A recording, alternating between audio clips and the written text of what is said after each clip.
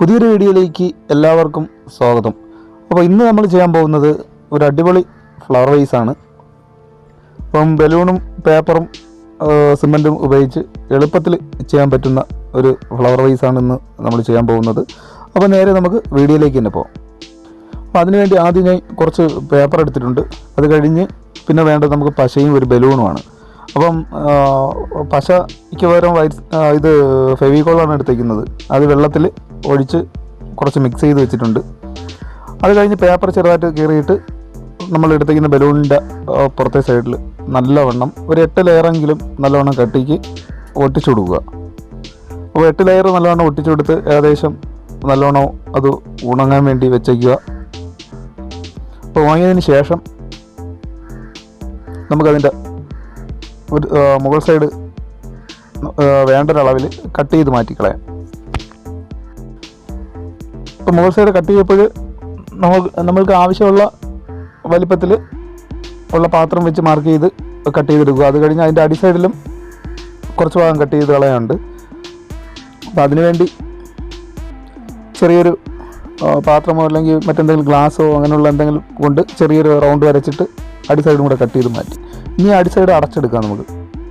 അപ്പോൾ അടച്ചെടുക്കാൻ വേണ്ടി മറ്റൊരു കാർഡ്ബോർഡിൻ്റെ പീസ് ഞാൻ അടിയിൽ വെച്ചിട്ടുണ്ട്. അതിൻ്റെ അകത്തെ സൈഡിലെ റൗണ്ട് അനുസരിച്ച് വരച്ചിട്ട് അതിനോടെ വെട്ടിയെടുത്ത് നമുക്കത് സെല്ലോ ടേപ്പ് വെച്ച് നല്ലവണ്ണം അതിൻ്റെ അടി സൈഡും കൂടെ അടച്ചെടുക്കാം.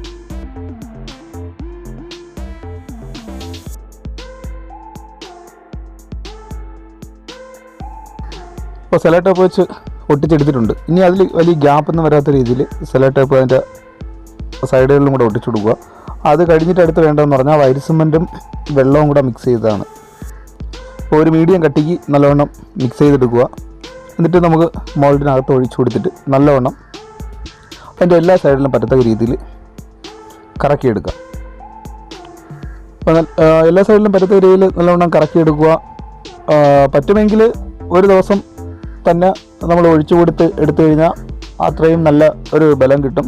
അല്ലെങ്കിൽ ഒരു ദിവസം പാടാണെങ്കിൽ ഒരു ദിവസം 2-3 നേരം ഒഴിച്ചിട്ട് ബാക്കിയുള്ളത് ഒരു 5 അല്ലെങ്കിൽ 4 പ്രാവശ്യം പിറ്റേ ദിവസം ഒഴിച്ചാലും മതിയാകും. അപ്പോൾ എന്തായാലും ഞാൻ ഇതിൽ പശയൊന്നും ഉപയോഗിച്ചിട്ടില്ല. ഏകദേശം ഒരു 8 ലെയർ ഒഴിച്ചു കൊടുക്കാൻ നേരത്ത് നമുക്ക് അത്യാവശ്യത്തിന് വേണ്ടിയുള്ള നല്ലൊരു കട്ടി കിട്ടും. അപ്പോൾ 8 ലെയർ ഒട്ടിച്ചു കൊടുത്ത് അത് നല്ലവണ്ണം ഏകദേശം ഒരു 2 ദിവസം കൂടെ വെച്ച് ഉണക്കിയെടുത്തിട്ടുണ്ട്. ഇനി നമുക്ക് അതിൻ്റെ പുറത്തുള്ള പേപ്പറെല്ലാം എടുത്ത് മാറ്റാം.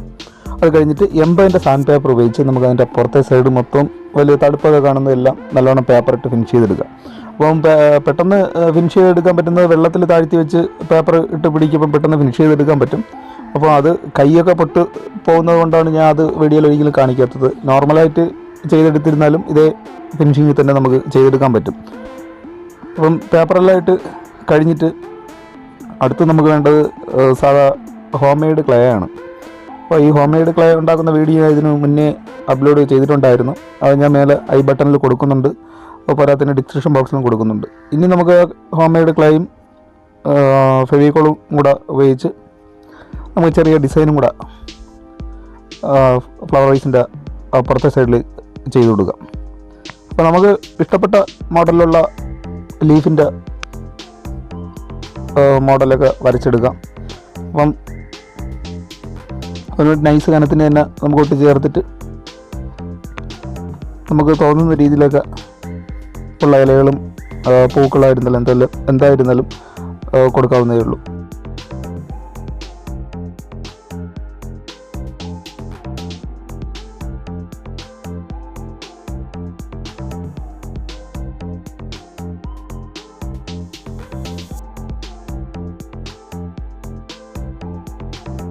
ലീഫിൻ്റെ മോഡലിൽ ചെയ്യുന്നതുകൊണ്ട് ചെറിയ വരകളൊക്കെ അതിൻ്റെ അകത്തെ സൈഡിൽ ഇട്ട് കൊടുക്കാം. അത് കഴിഞ്ഞ് കഴിഞ്ഞാൽ നമുക്കതിൻ്റെ അടി സൈഡിൽ താഴോട്ട് ചെറിയൊരു തണ്ടിൻ്റെ രീതിയിലുള്ള ഇലയുടെ തണ്ടിൻ്റെ രീതിയിലുള്ള ഒരു ഷേപ്പ് കിട്ടാൻ വേണ്ടി അടിയിലും കൂടെ കുറച്ച് ചെയ്യുന്നുണ്ട്. അപ്പോൾ ഇതേ കണക്ക് ഇതിൻ്റെ ചുറ്റാതെ വേണമെങ്കിൽ നമുക്ക് ഒട്ടിച്ചെടുക്കാം.